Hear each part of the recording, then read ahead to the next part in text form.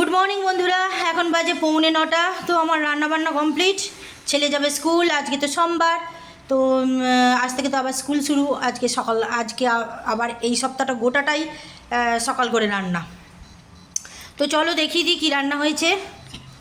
এখানে আছে গরম গরম ভাত। হাজব্যান্ড আজকে খেয়ে যাবে, কারণটাও বলে দিচ্ছি পরে, ওই জন্য একটু বেশি করে ভাত করেছি। এখানে কালকের সেই কুমড়ো শাক আছে, ছেলে তো খায়নি।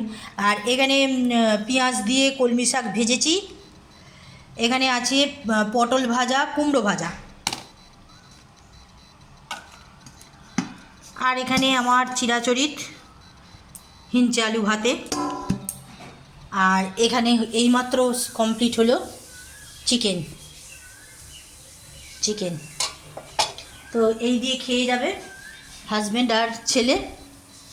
চিকেনটা করেছি বলেই হাজব্যান্ডকে বললাম দুটো খেয়ে যাও, তাহলেও মনটা শান্তি পাবো। ঠিক আছে, ওকে।